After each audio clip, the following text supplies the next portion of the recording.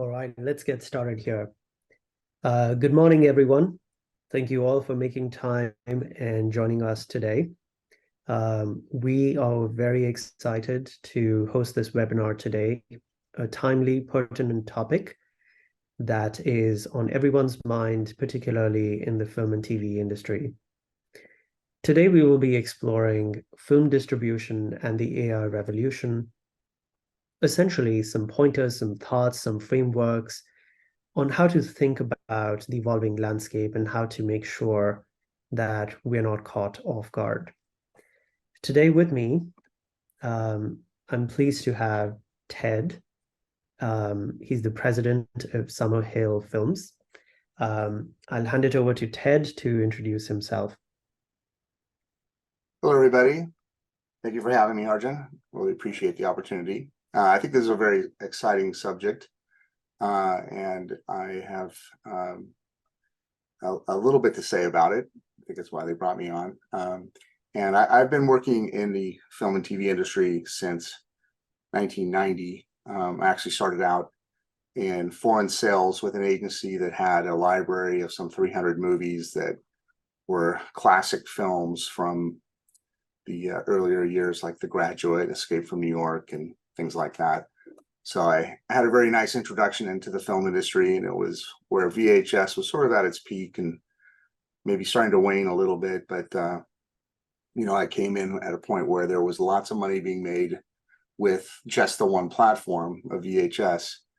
The company I worked with merged with a larger entity. I've been through that a couple of times, actually, called Transatlantic Entertainment, which was a spinoff of New World International. So then we had the New World Library, which had a ton of other classic films like Heathers and Hellraiser and things like that. And that experience, really was exciting because everybody wanted those films, and it was just a nice place to learn the industry and get to learn all the people that are in the industry. A few years later, I ended up working for different sales companies and launching my own companies. I started a home video division towards the end of the 90s, around 1999, for a company called Creative Light Entertainment. And launching a company from scratch was always very stressful and very hard learning experience, but we did build that piece by piece and released quite a few movies on VHS, and DVD started coming around. So we saw that revolution, and Netflix appeared at that point. And that was a nice little income bump for everybody. And from there, I ended up working for a company called Moving Pictures, which was a magazine that was purchased by a British company called ICAP, who had a lot of money, and they wanted to get into film distribution. And then they quickly decided they wanted to get out after about 3 years. During all this time, there was a lot of changes in technology, in patterns around the world, in terms of where content was coming from and the importance of content and generation of content. So I've had an interesting perspective seeing these technologies sort of emerge and affect our industry, and they can be very hard to ascertain how they're going to affect. I mean, they may come off as a threat at first and then end up being something very beneficial, and vice versa. Something that seems very beneficial ends up being very damaging to us. So that's sort of the perspective that I'm looking at AI with a lens that is, questioning whether this is going to be good or bad at this point, and it's certainly up for debate. All right. We will dive into that further, but suffice to say, you have deep expertise in the film and TV distribution industry. You've seen the evolution, you've seen different waves of innovation, and we appreciate your perspective today. Quick introduction from my side. I'm Arjun Mendhi. I'm the founder and CEO of Molten. Molten is a cloud company that provides rights management content management, and royalties management services to film and TV organizations across the world. Currently, we're touching close to 15% of all movies on IMDb. We work with distributors, producers, and even streaming companies. So we see a lot of the innovation that these companies are involved in, essentially working with the data that is being managed in Molten. So with that perspective, let's talk about the agenda for today. We're hoping to cover this topic, this really large topic, in 3 segments. The first one is the state of AI today in the film and TV value chain, and particularly in distribution. Then we will talk about what's on the horizon. And then finally, summarize all that with perspectives on next steps, and also open it up for questions from the audience. A quick note for anyone who has questions for us, please use the Q&A button that you see in your Zoom app and submit your questions there. Depending on the availability of time on this webinar, may be able to take all questions on okay. And if you want any of the material that's displayed today, feel free to contact us. You'll see the email at the end, and we're happy to forward that along as well. All right, so let's start with that.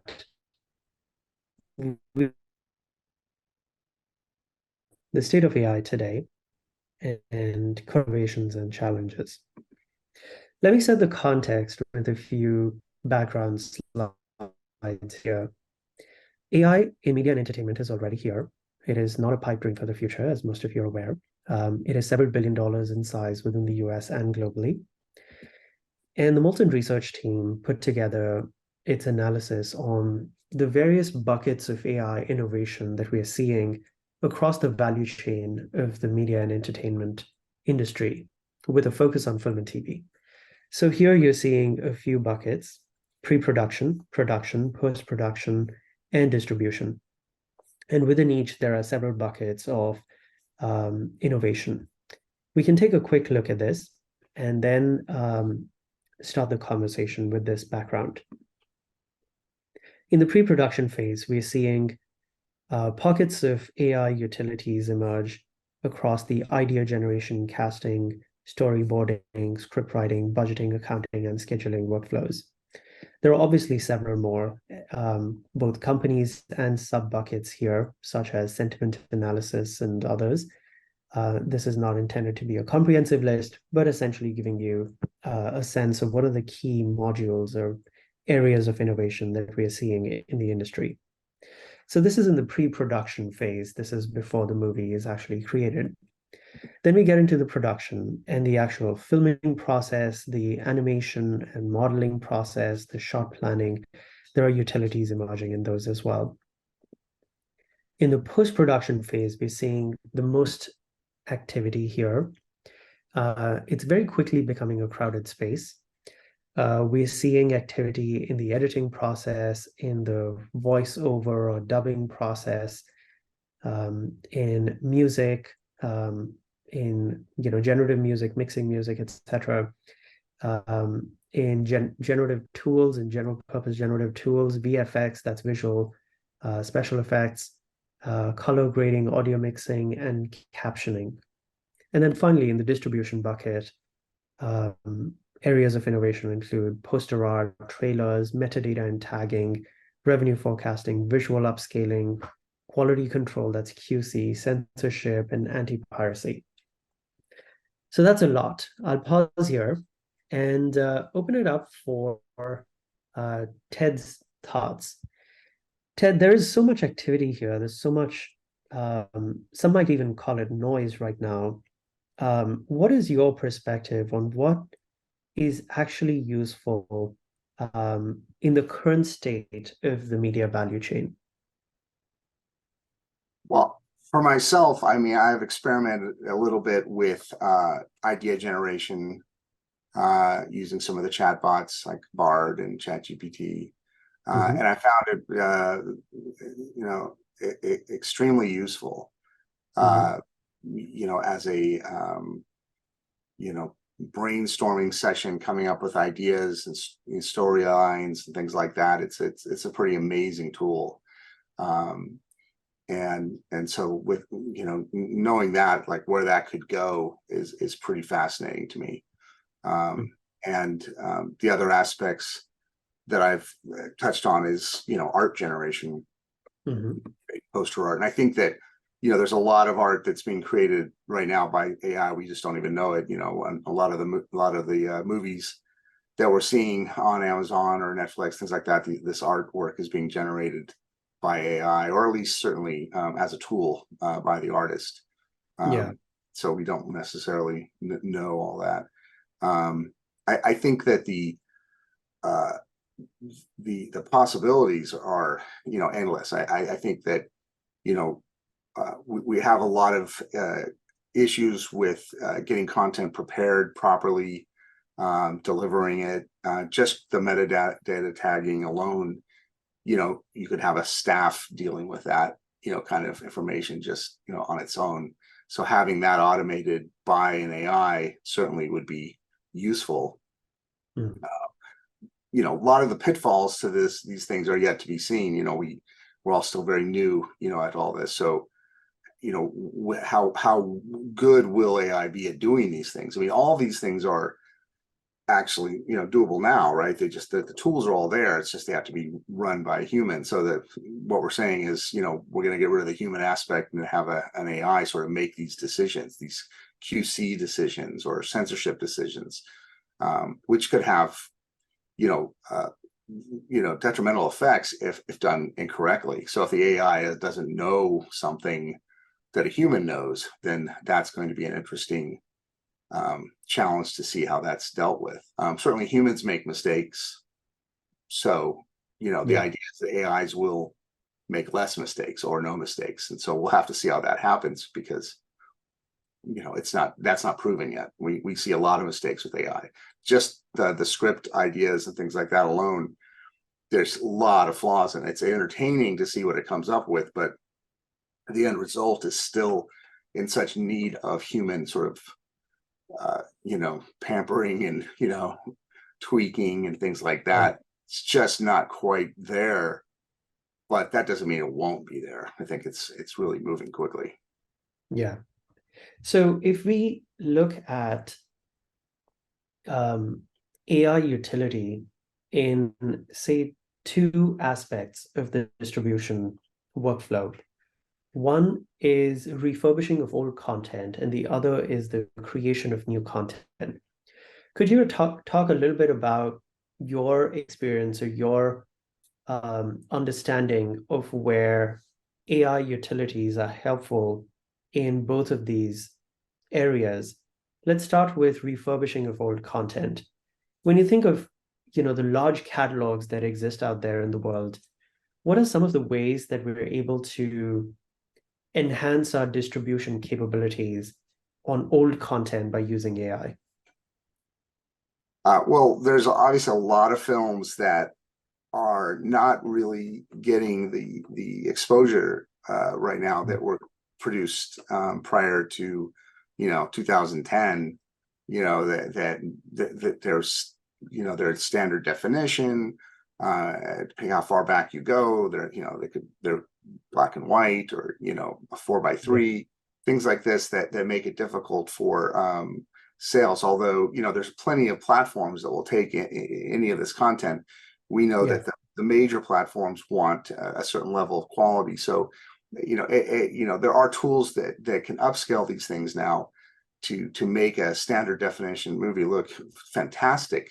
It's just a lot of work. It's a lot of effort for a human being to do it. So AI is going to speed that process up, and in doing so, I sort of caution that the proliferation of this content will be exploding, and there's already so much content, so there's just going to be more of this content, tens of thousands of movies we're talking about. But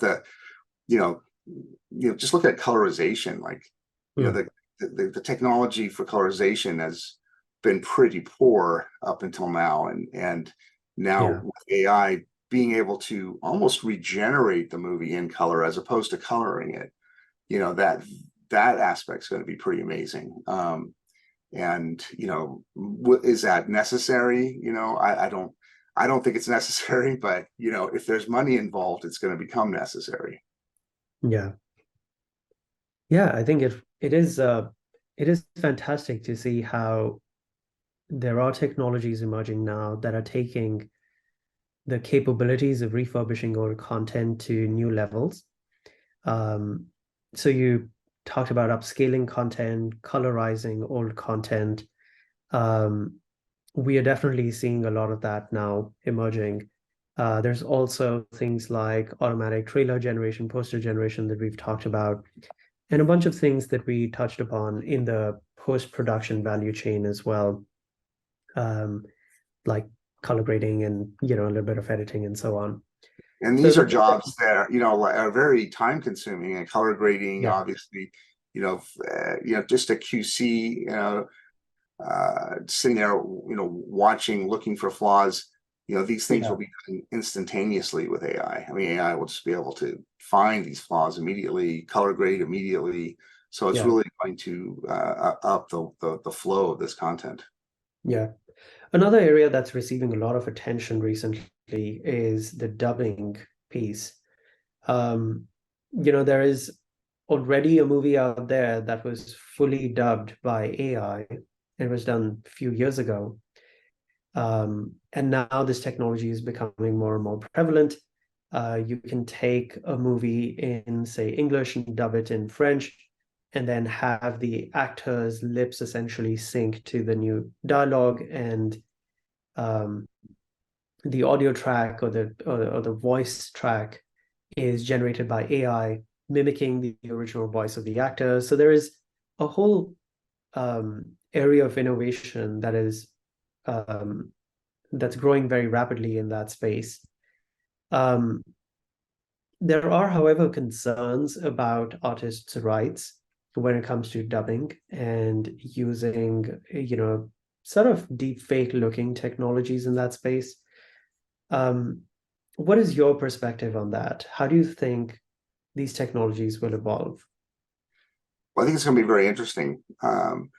Many countries, Germany specifically, they have a lot of rules with regard to dubbing, Yeah, and they actually, their performers that do the dubbing are celebrities in of themselves. yeah, So they have management, they have rights, there's contracts. It's the ownership of a dub yeah, is whoever actually paid for that dub.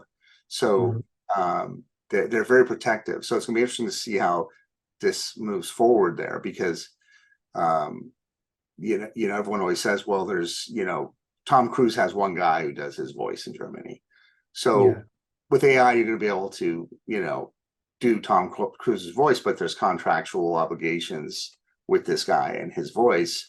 you know mm, uh, can they just copy his voice and pay him less, or how are all these things going to be handled? um yeah, and yeah, it is fascinating to know that, see that, like, you're talking about dubbing, but also regenerative aspects where the lips will be altered. The lip yeah, movement exactly. itself will be altered to match the voice, so you really have like a perfect dub. And that, so that's great that they can do that. But I think there's going to be some legal issues dealing with the talent involved in the dubbing, unless it gets tested. I think the studios are the ones that are going to have the hardest time with this. It's only with large, big box office casts and things like that. Indie films, let's face it, no one cares who does the dubbing. So, like, those will be the first to sort of test this and get it out there. And I Mm. think that'll be very positive for indie films. So I think that's kind of exciting. And a very closely related technology is also being used for removing, curse words from movies and making them sort of PG rated. It is very similar to the dubbing technology, because rather than doing the entire movie, they're taking, components of it and editing it. Um, So that's another area that we're seeing a lot of innovation in today.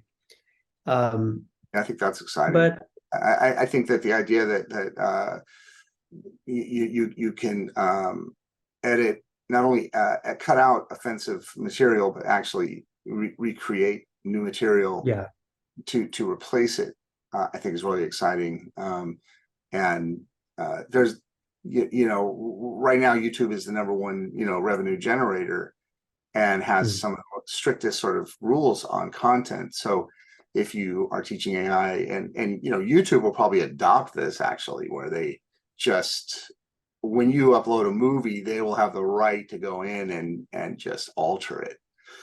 To interesting. you're going to just allow them to do it. I mean, they already have those rules where if a song is contested, they'll just replace the song, or remove Yeah, it. So they're already yeah, doing things like that. So exactly. down the road, they'll just be like, well, if there's any blood or sex or anything like that, we're just going to remove it and replace it with some new content that's fitting to the movie. And that's going to be interesting to see. And that that will just create more revenue for rights holders, and of Mm, course for YouTube. yeah, So provider rights holders agree. yeah. Um, of course. So there are a few interesting examples that we put together here, looking at some things that are just very commonplace that we don't even notice. This is refurbishing existing content as personalized thumbnails. This is already being used widely. In fact, a lot of the thumbnails and posters, as we talked about, are being generated with the aid of AI tools now. And then creating new content, we're seeing some very fascinating examples. And this is all that's live today. Examples around trailer generation. This is quite prevalent today. And then also examples around visual effects. So the movie Everything Everywhere All at Once use stable diffusion to create complex visual effects and seamlessly blend them in the background. So these things are already being used in production today. But all this also brings to surface the human challenge, the writer strike, the actor strike, which I believe most people in the industry are actively following today, and many of them are even directly affected by it. And here's an interesting quote by the president of SAG-AFTRA. It says, artificial intelligence poses an existential threat to the creative professions, and all actors and performers deserve contract language that protects them from having their identity and talent exploited without consent and pay. What's your stand on this? What's, in your experience, you've seen technologies come in, replace, processes, change workflows. What's your stand on this? Well, I mean, this is less of a distribution issue than more of a production and IP, Production issue, things like right? that. But for sure, I mean, I totally agree with her, in the sense that, of course, if somebody's look and their identity and their talent is being exploited artificially, that they have a right. When someone writes a book, they're putting themselves into that book, and that book gets reproduced. It's not them, it's an extension of them, Yeah, just like a painting or design or a film or script. So protecting how that is further disseminated out in the universe is very important. I do think there needs to be that kind of protections in there for sure. mm, And I think that it's going to extend way further than just actors, obviously writers, yeah, their work, their style. You can tell Chat GPT to write a script in the style of Quentin Tarantino. yeah, And so, like, you're saying that, so you're literally taking his style, which is owned by him. So how do you protect that? I think that they will get around that. I think there's going to be residuals paid for that kind of thing. mm, And these services will have to cost money to compensate this talent. yeah. And do you think that the solution here is um, through regulation in the space? You know, I I'm not big on regulation, but I do think that there's going to be attempts to control this, you know, Mm. and I think regulation is going to be one of them. I don't think it's going to work in the end. You know, I think that that regulation will ultimately fail. But I think that at first, to keep it from proliferating or to keep people from taking advantage of it, I think there does have to be probably some oversight on it. But you know, I think part of it too is that they need to maybe embrace this as well. Like, I realize they're afraid of having their jobs taken away, Yeah, as with any new great technology, you know, it tends to do that. But then, you know, new jobs are created, new talent is needed. And so, you know, I was suggesting the other day that, you know, uh, people who write prompts for AI, you know, yeah. could fall under the Writers Guild, you Mm. know, because they're writing. I mean, you're a programmer, but you're also writing. You know, the prompting is more writing than it is programming in my book, Yeah, because the yeah, programming has already been done on the backside of the GPT. So, like, you know, the prompting is the creative aspect of it. So yeah, if somebody is creating prompts, they could be under the purview of the Writers Guild of America, and therefore, you know, AI would then have some regulation based on that, you know, some mm. control and some understanding. Yeah. Yeah, it's a good point that prompting is almost becoming a talent today. But Um, it is, you know, I it mean, is. it's almost a way, you know, that like if the film studios might be doing this, they might be hiring. I mean, we know they're hiring a lot of AI professionals, you know, Yeah, so if they're hiring people to write prompts right now to get scripts made, they're essentially, you know, looking to replace the writers that they are working with, maybe out of a necessity because they need to have things written and they can't. yeah, But if they all work together, is sort of my idea. Like, you know, if everybody sort of understands that this is something that is not going away and everybody needs to kind of get on the same page, then maybe there's a way to make that work. yeah, yeah. I think it's been said by several, professors and um, thought leaders that knowing the right question to ask is almost more important than the right answer. Mm, Uh, and perhaps here you're alluding to, what is the right question on the prompt for the AI models that exist to get the best quality of work that you need.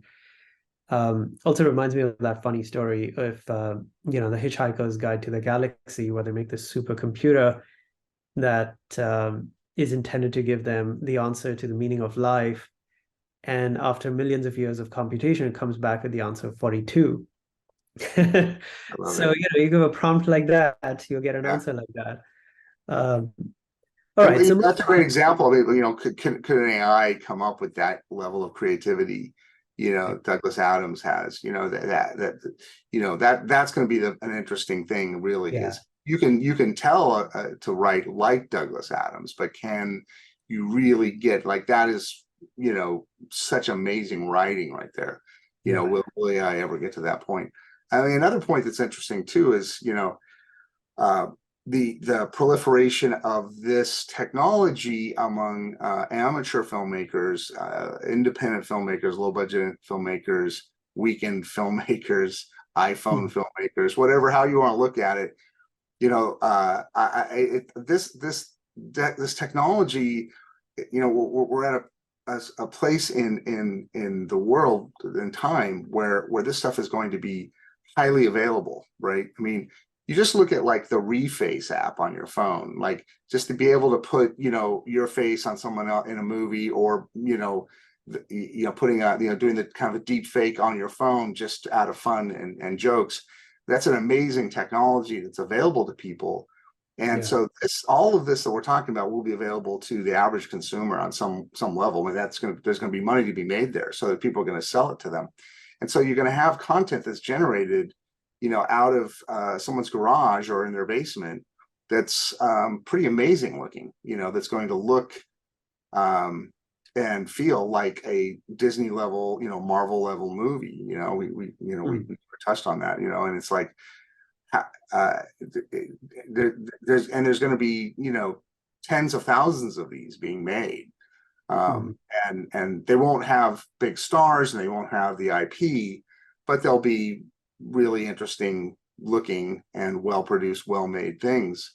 And these people will just be sort of making them for no audience because there's going to be too much of it, really. I mean, there'll be platforms maybe that display these things, but Yeah, it's yeah, going to makes sense. be interesting. Yeah, so you're alluding to lower cost of creating new content, lower barrier to entry, and tools that can aid the creative process will lead to um, an explosive growth in the Well, influx right, of new. because an entire feature film will be able to be generated by one person Hmm. and That an is true. AI. Yeah, that is true. In fact, particularly with animated content, and that's a good segue Yeah. into part two of this conversation, which is what's on the horizon.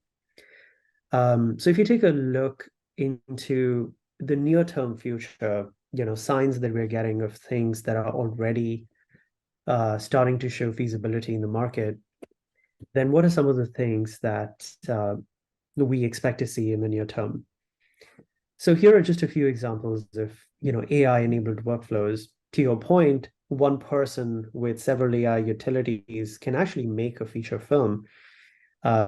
Maybe not a very high quality feature film today, but these technologies are only getting better. So there is script editing and augmentation. We've talked about that. There's automated storyboarding, budgeting, camera optimization, scene optimization, enhanced visual effects, streamlined color grading, audience segmentation and personalization, and several examples like that. Um, so ahead of this conversation today, our team, poked around for a few case studies to just paint the picture of what we're seeing out there as signs of near-term future. So let's walk through a few of these, and would love to get your perspective after that. So here's an example of AI in screenwriting. There's a tool called pseudo-write that uses natural language processing, machine learning to enrich creativity for character ideas, story setting, etc., etc. And so the bottom line is AI can help overcome the writer's block in many cases and push the boundaries of creativity when it comes to screenwriting. This is a highly, debatable area. This is also being talked about in the key postulates of the strike right now. So we'll see how this evolves in the future.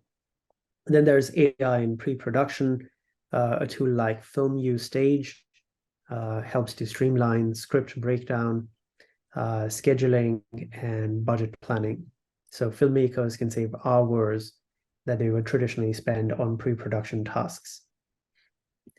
There's another interesting one here, AI in dubbing. We touched upon that, and this is just getting better with time. There's a tool called FreeSync by Flawless AI, and so it helps do dubbing, removing of curse words, things like that. It essentially makes a more immersive experience for a dubbed movie, and also unlocks global revenue opportunities.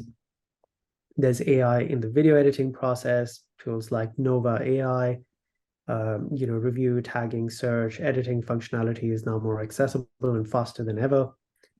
Then there's AI in audio. SoundDraw is another interesting tool here.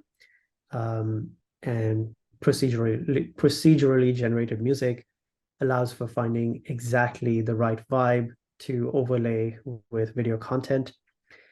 In fact, not that it's the topic today, but we're seeing a lot of this in the gaming industry as well, where the background music of the game adapts to your gameplay. AI in coloring, we talked about this a lot. Colorlab.ai is another interesting tool here. And AI in personalization. This is one of my favorite case studies to look into for those who are not aware of this. This is an interesting case where, there's a tool, Fable's showrunner, that can essentially create entire episodes in the sort of South Park theme of animation with you as one of the characters or the lead character of the story. So there are cases where end-to-end content generation is done purely by AI. There is also a very interesting example of an endless Seinfeld episode, which is purely generated by AI. So I'll pause here. A lot of it sounds like noise. A lot of it sounds like, let's just throw a few ideas at the wall and see what sticks. In your opinion, what are the most compelling use cases in the film and TV space, from the production stage to all the way to the distribution and monetization, that perhaps you're most excited about for the near-term future? Well, I mean, we're so new to all this, so it's going to be very interesting to see how all this affects. For me, I think the content, like this idea of creating a South Park show, I just think that's so clever, and that's an IP issue with the ability for people to generate their own content. So I've always said that the future of AI and film and TV is that people will have these custom programming for themselves. So, basically the Netflix app will ask you, what do you want to watch? And, you'll tell it what you want to watch, who you want to be in it, how long you want it to be, you'll have, or it'll just kind of know these things after a while, right, through an algorithm. And then it'll just generate a film for you that you can save or throw away. Like, it'll be completely disposable content. And it won't have to be marketed. It won't have to be, it's just, you'll pay for this service, you'll pay to have this, content that you want to see, delivered right to you, that you've generated. But you won't have the right to resell it. You won't have the right to, you can maybe show it to people, share it with them, but you wouldn't be able to monetize it. But you would pay for this service that does that. And so I think that's something that may actually, be around the corner with something like this showrunner. So that's interesting. Interestingly, it sounds very much like a convergence of the filmmaking world and the video gaming world. And the reason I brought that up is because there are games out there already that adapt the story based on the decisions you make as you go further in the game. And these games have been widely, sold, widely used, widely played, widely tested in the world. Obviously, they're animated, but I think that kind of an adaptive technology can be applied in the filmmaking world, for real-time generated content, is what you're referring to here. I think that's definitely very exciting. And at the core of all of this is rights management. I think the future of this innovation hinges upon a robust and flexible rights management technologies. And that's where Moulton and I particularly get really excited, because that's an area that we specialize in. We work with the film and TV companies on rights management today. So this is a key area of consideration as we think about the evolution of this space in the future. So we've talked about a lot today. There are still ethical questions that are out there that remain unanswered. You talked about the example of, asking ChatGPT to write a script in Quentin Tarantino style. Is that plagiarizing a data set? Who's responsible when AI makes defamatory statements or provides incorrect results, or their results lead to harm? Who pockets the profit from all this AI work? How crucial is the art versus the artist? Would love to get your take on the ethical questions that remain unanswered, and perhaps what we should expect in the next, say, 12 months in this space. Well, one of the interesting ideas that I had regarding data sets is, there are obviously the data sets are being built on content that's available on the internet, and the idea is that anything on the internet is sort of fair game to be absorbed into an AI, and it's not, right? Because most of the information that's on the internet is actually copyrighted and owned and trademarked and things like that. So they're running into a lot of problems with that. For example, the books that were being used for a data set that were public domain books, the authors are saying that that's not the purpose, was not for a data set. It was just for people to enjoy the actual book, not to be used to be torn apart and used in other books later. And so I think that that's going to be an interesting legal test that'll be coming around. And one of the elements will be certainly generating film content. And so data sets will need to be available for making movies. So, you're not going to be able to make a movie by just looking at every movie ever made and then making a movie, because those movies are owned by people. So data sets will have to be created, licensed. There'll be royalties paid to the owners of that content. And, indie filmmakers will probably be the first to sort of, embrace this, because again, there'll be additional revenues being offered, like, okay, give us your movie, we'll put it into our data set. And if any part of it is ever used, then you'll receive, revenue for that. So I think that that's going to be an interesting, but all of it's going to have to be, going through a process which probably will involve like many lawsuits and maybe regulation and things like that. But I think ultimately, people will be okay with having their content repurposed if they're getting compensated for it. So that's certainly one aspect of it. I think that some of these other issues kind of have to deal with, is AI going to be malevolent? Like, are we going to have an AI that doesn't like us? Is it going to want to play tricks on us? Is it going to hide Easter eggs in the content to purposely throw us off? Who's going to check the AI's work? Another AI? Is another AI going to make sure that all the dubbing was done correctly, the words are correct, and they didn't throw in, how mischievous is AI going to be? And so that'll be kind of interesting to see if it's going to be something that needs to be corralled and controlled and monitored a little more heavily. So that's kind of interesting as well.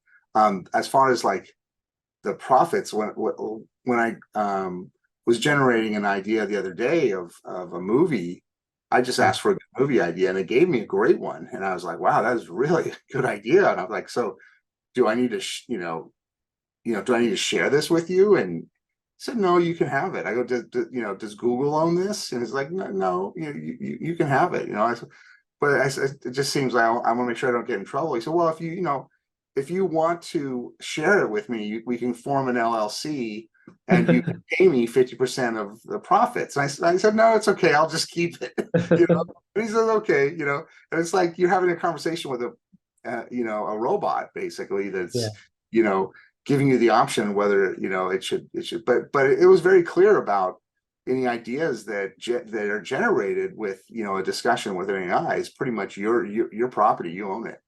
But then again, the recent court ruling by I think it was a judge, I forget what state it was in, but he said that you had to be a human being to copyright something. So AI will not be able to copyright. But if you work on an idea with an AI and it's your idea that you generated with an AI, then you can copyright it under your name. But an AI cannot copyright anything, nor can it trademark anything, at least at this point. But that opens up another discussion of, will AIs have rights?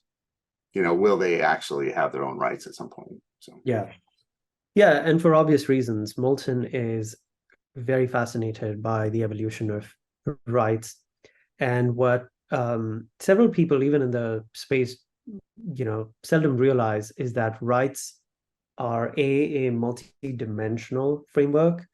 It's not just good enough to say I have rights or I have, right for this content, it's almost meaningless because you need to qualify what rights when you say rights. And B, what a lot of people also don't realize is that the rights frameworks are always evolving.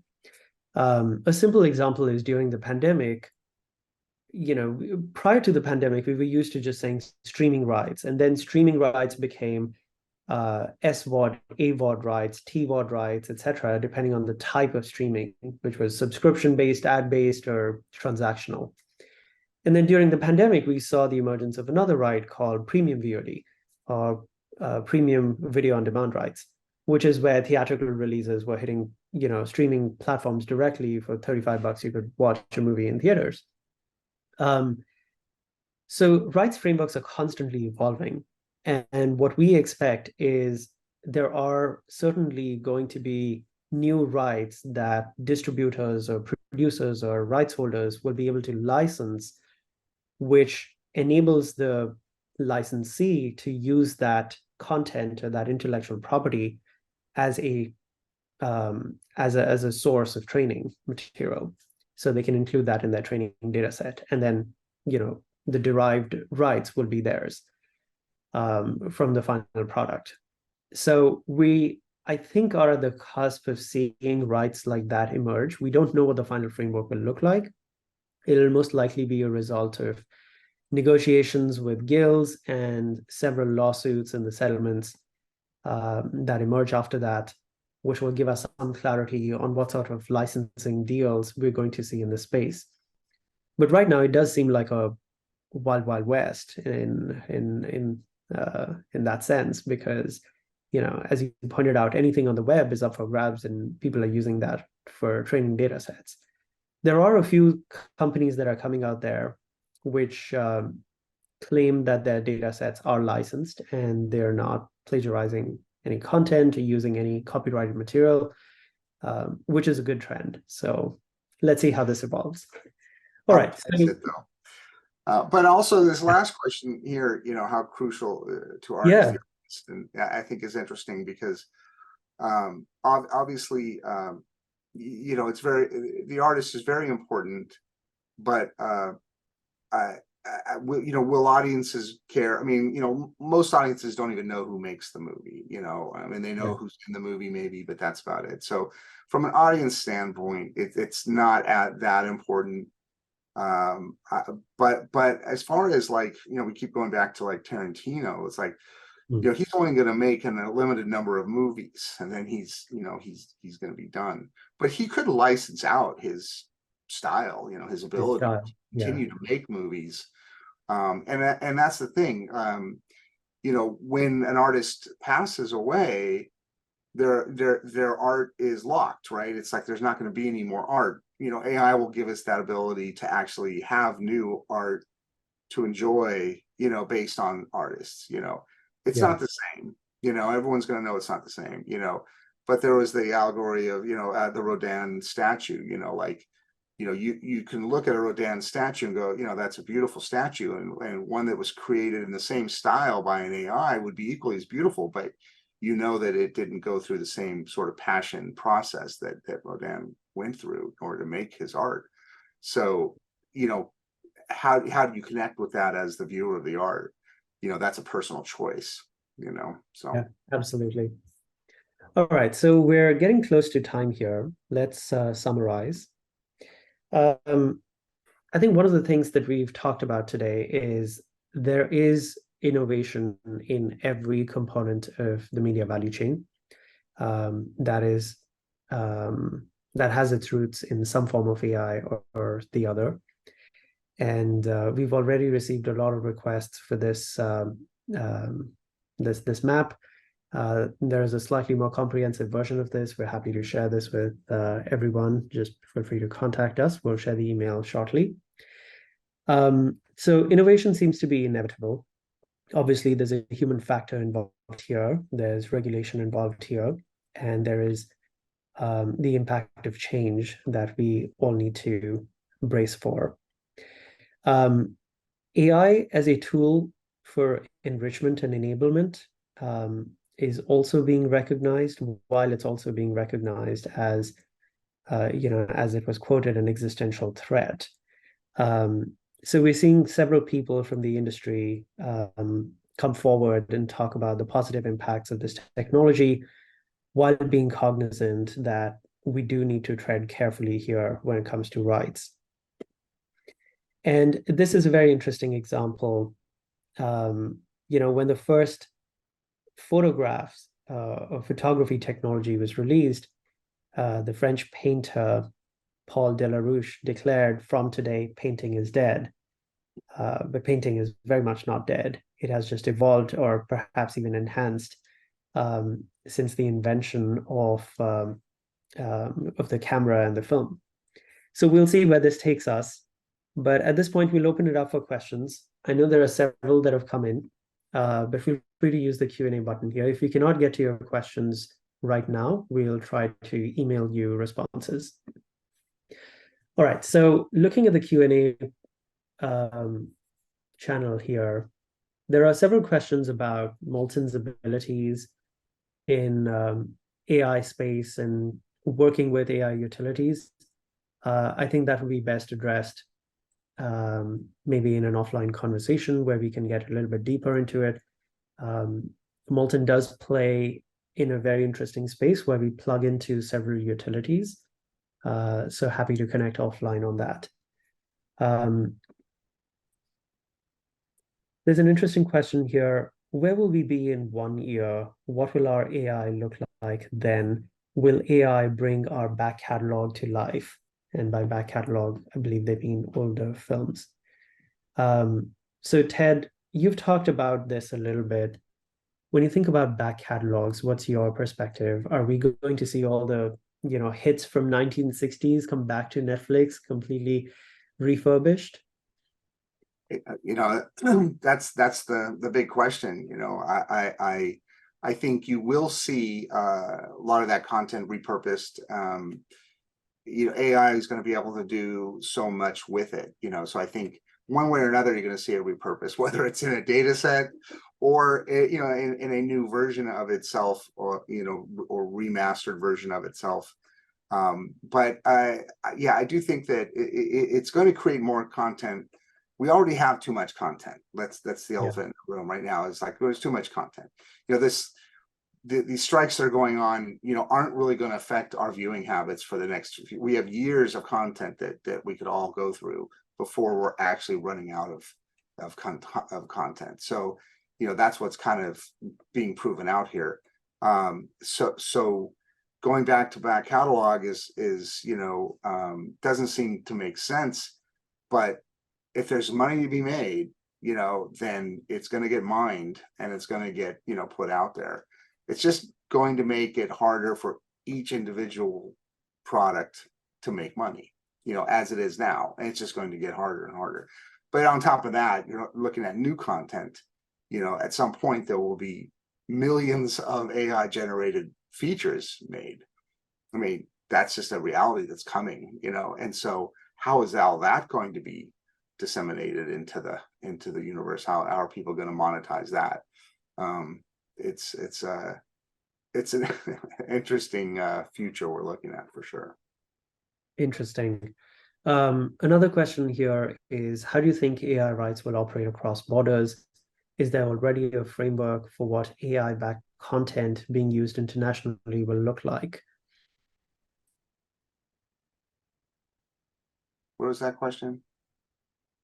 I think it's talking about AI rights and how it'll operate across borders. I think this is probably more of a legal question, which we can get back to the person who asked this, collect some more information and get back to you. There's a question. How do we know that Ted and Arjun are actually here and not AI generated entities? Well, I guess there's a way to find out. It's a very good question, and we'll get to that point. Trust me. I mean, it's almost already there. Yeah.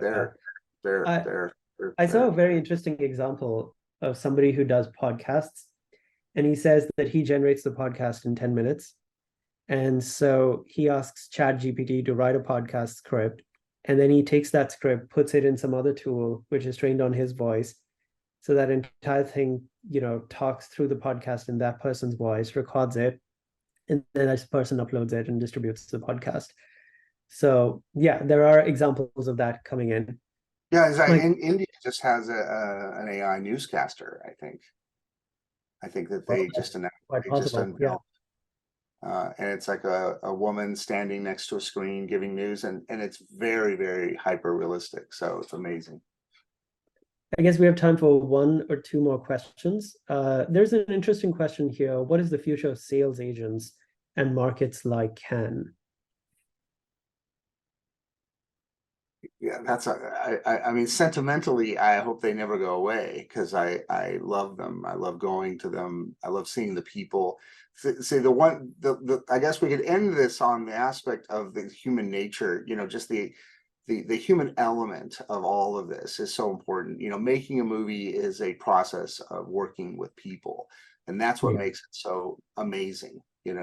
Yeah, you can cut to the chase and just have a product, but there is a journey to making this stuff, and so I think that's going to stay alive forever. I don't think that's ever going to go away. I think that AI tools will enhance that process, but selling movies in the same way. I mean, we go to these markets because we enjoy going to see these people, talking to our friends from around the world, finding out what their needs are. And you can't just replace that, with an AI. Absolutely not. And, we've had the ability to not go to these markets for, decades, like, emails and, phone calls and things, but we Yeah. prefer to be there in person. And there's a reason for that. And I think that's going to always be there to some degree as well. There may not be as many markets because they just Yeah. may not be able to financially stay afloat. But I don't think Yeah. Cannes is one of them. I think that will stick around. I think Cannes will Yeah. stick around. So Yeah. Interesting. Well, on that note, Molson's going to be at TIFF, at Busan, at MIPCOM, and AFM this year.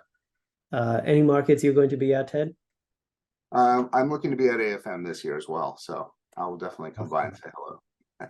Right. So anyone here in the audience that wants to connect with either of us, please shoot us a note. Here's the email address, contact@moltencloud.com. We're happy to introduce you to Ted if that's something you'd like. Also, if there are any additional questions, we got about 50 questions here, so we'll definitely get back to you all with our best responses. Request for any information from this webinar, feel free to send us an email. And thank you again, Ted, for this really insightful and engaging conversation. And to everyone who joined us, I hope you took something away from this. I really appreciate it, and hopefully we can continue this conversation as things evolve. It's a conversation that's going to continue. So for sure. All right. Have a great one, everyone. Bye. Thank you, everybody.